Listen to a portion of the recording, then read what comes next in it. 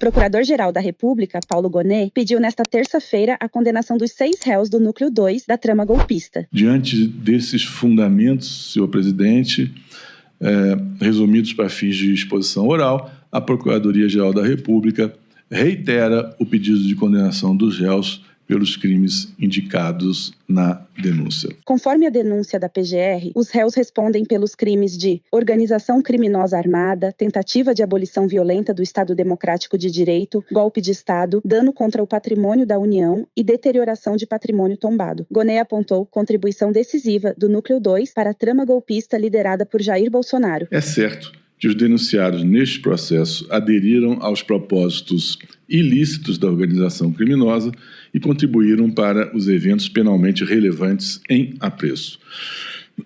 Numa organização criminosa, os seus integrantes respondem pelos ilícitos por ela cometidos, uma vez comprovada a prática por cada um de ações concretas e dolosamente dirigidas aos fins buscados pelo grupo, que é exatamente o que acontece neste caso. Mesmo as condutas distantes cronologicamente são alcançadas pelas ações praticadas por outros integrantes, uma vez dirigidas à mesma finalidade.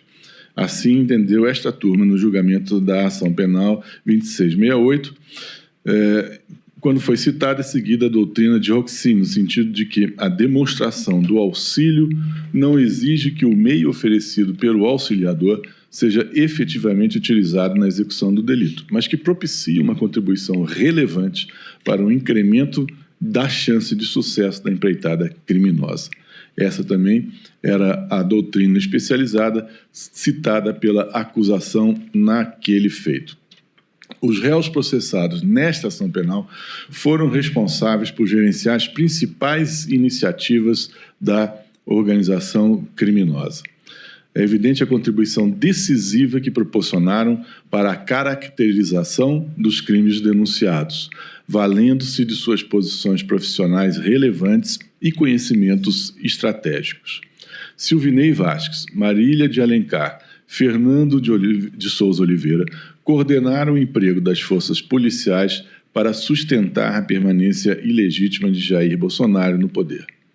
Mário Fernandes ficou responsável por coordenar as ações de monitoramento e neutralização, que na verdade significava eliminação da existência de autoridades públicas, em conjunto com Marcelo Câmara, além de realizar a interlocução com as lideranças populares ligadas ao dia 8 de janeiro de 2023. Felipe Martins Pereira apresentou e sustentou o projeto de decreto que implementaria medidas excepcionais no país.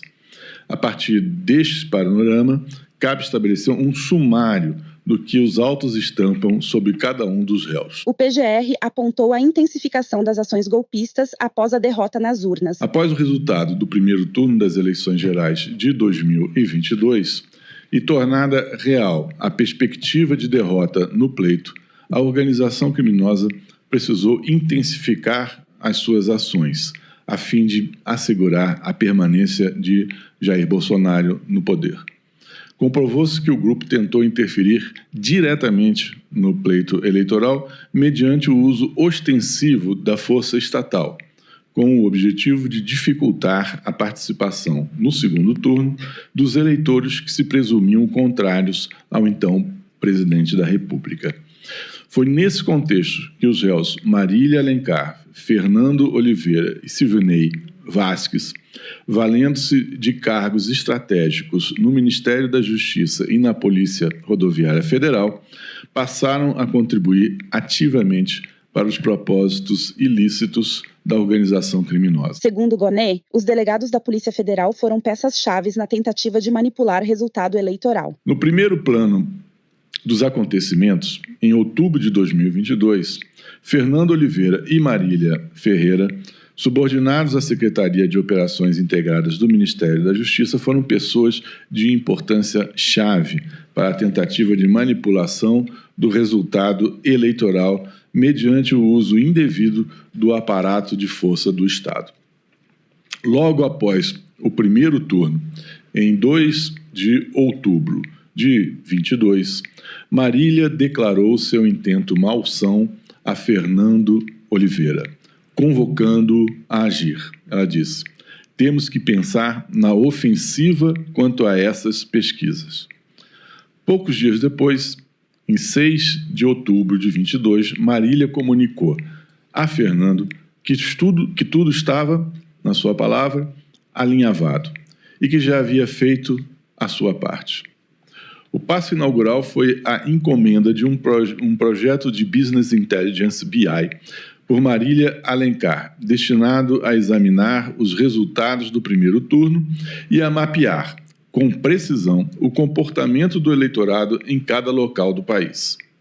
Comprovou-se que o painel foi sendo filtrado para identificar os pontos em que o candidato de oposição vencia, e vencia de forma expressiva, com mais de 75% dos votos.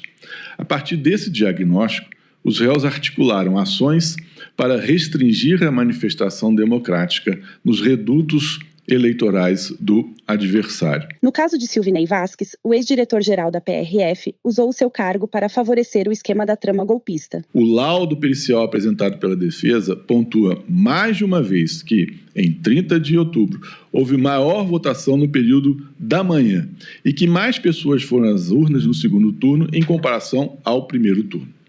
Esses fatos não afastam a evidência da ação dolosa.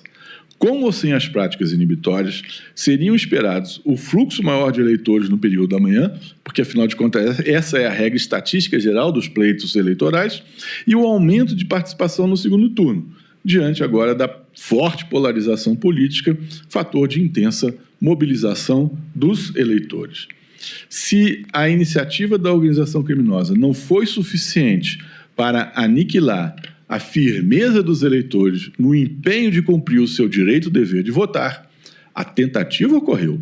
E a idoneidade do artifício para, em tese, produzir o efeito desejado é inquestionável, tendo sido objeto de sucessivos estudos e deliberações.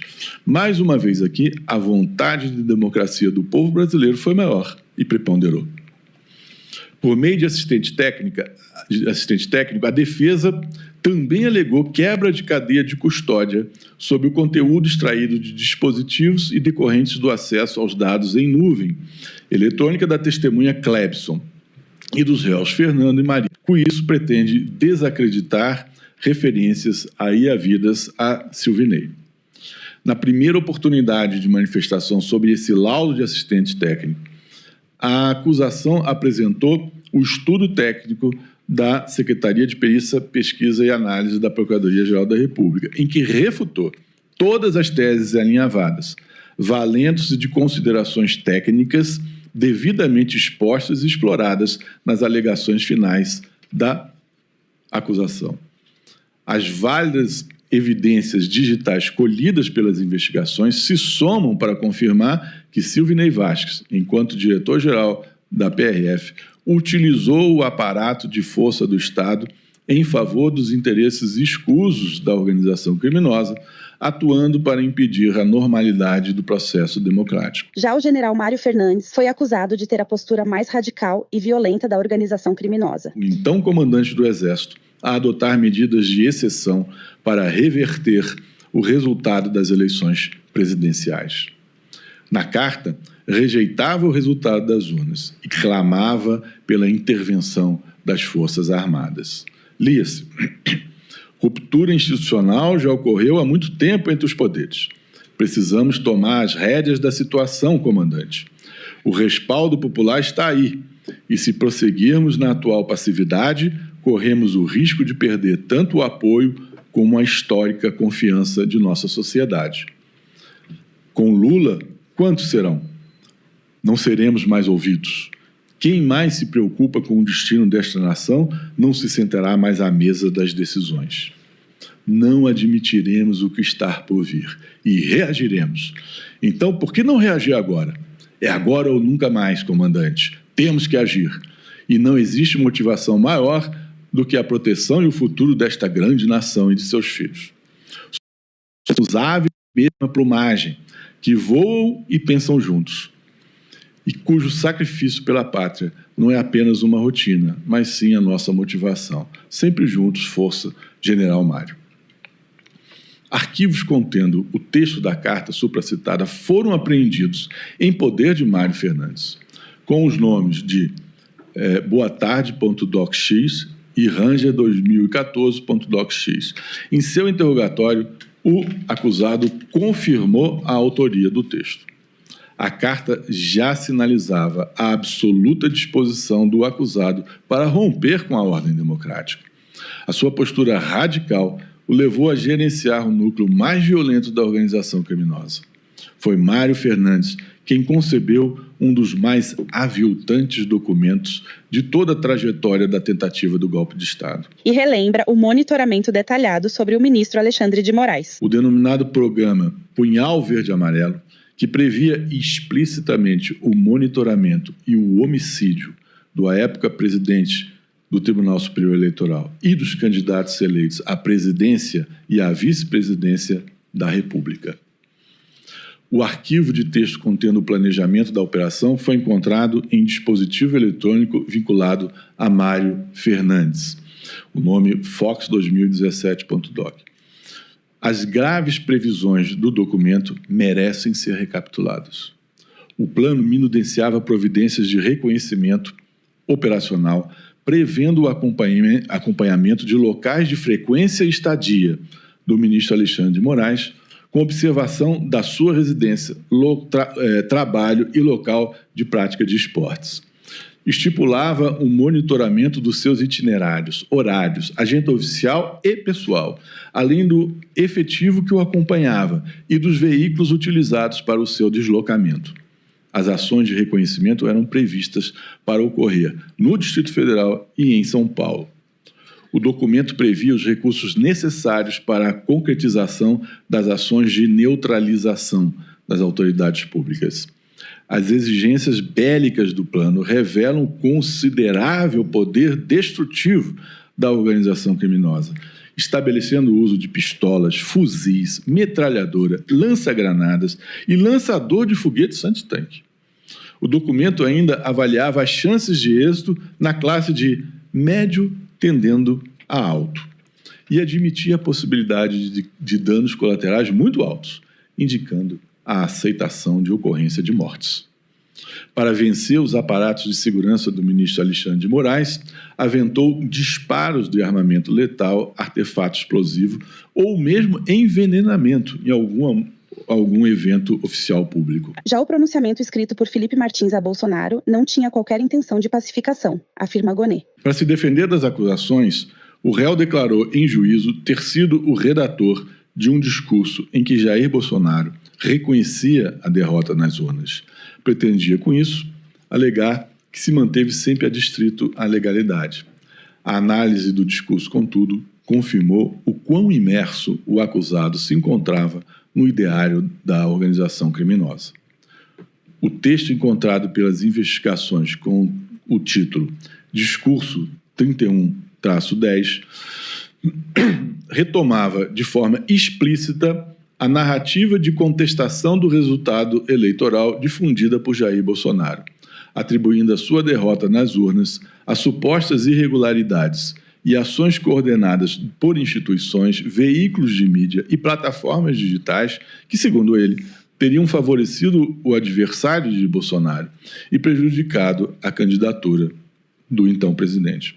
O discurso se encerrava com a afirmação de que o ex-mandatário, apesar de considerar o processo eleitoral fraudulento, não o contestaria formalmente, utilizando sua influência política para fortalecer a oposição ao novo governo. Vejam, ele afirmava que considerava o processo eleitoral fraudulento. Isso não é reconhecer vitória do adversário.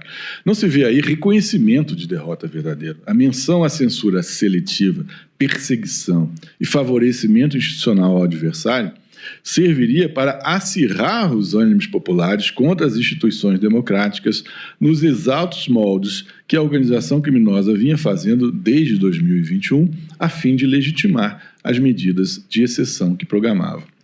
O objetivo do pronunciamento construído pelo réu claramente não era o de pacificação.